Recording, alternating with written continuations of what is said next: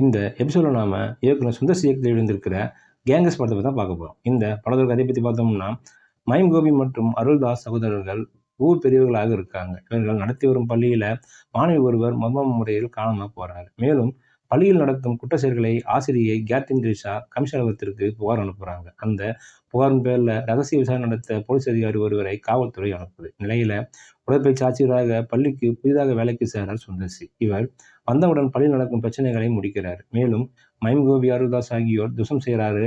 மேலும் மைம் கோபி அருள்தாஸ் ஆகியோர் அண்ணன் தலைவராக இருக்கும் ஹரிஷ் பிராடியை வெளிநாட்டிலிருந்து சுந்தர்சி வரவழைக்கிறார். மேலும் சுந்தர்சி ரகசிய காவல்துறை அதிகாரி இல்லை என்று கேத்ரின் திரேசாவுக்கு தெரிய வருது.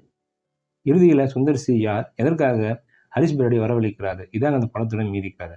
படத்துல நாயன் நடித்திருக்கும் சுந்தர்சி ஆர்ப்பாட்டம் இல்லாத நடிப்பை வெளிப்படுத்தியிருக்கிறாருன்னு சொல்லலாம். சண்டை காட்சிகள்ல அதிக டூப் போட்டு சமாளித்திருக்கிறாரு. வடிவேலுவை பக்கபலமாக வைத்து திரைக்கதையை நகர்த்தியிருக்காரு. வடிவேலின் டைமிங் காமெடி ஆங்காங்கே சிரிக்க வைத்திருக்கு. குறிப்பாக நீண்ட வசனம் பேசி அசைத்திருக்கிறான்னு சொல்லலாம். நாயகியா நடித்திருக்கும் கேத்ரின் திரேசா பொம்மை போல் வந்து சென்றிருக்காங்க. மற்றொரு நாயகியாக வரும் வாணி போஜன் நடிப்பால் மனதில் பதிந்திருக்காங்க. வில்லன் கேங்கில் இருக்கும் மைம் கோபி, அருள்தாஸ், ஹரிஷ் பிராடி, காளை மற்றும் ஹீரோ கேங்கில் இருக்கும் பக்ஸ், முனிஷ்காந்த், சந்தான பாரதி, பிச்சு அனைவரும் ஒன்று சேர்ந்து சிரிக்க வைக்க முயற்சி செய்து இருக்காங்க. ஒளிப்பதிவாளர் கிருஷ்ணமூர்த்தி படம் முழுவதையும் கலர்ஃபுல்லாக காண்பிக்க முயற்சி செய்திருக்காரு.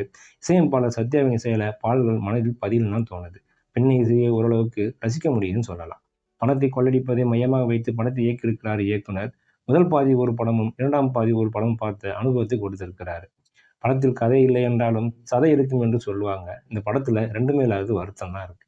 வடிவேலுக்கு இன்னும் அதிக வாய்ப்பு கொடுத்திருக்கலாம்னு தோணுது. தியேட்டர் காமெடி காட்சி பெரிதா எடுபடலாம்னு தோணுது.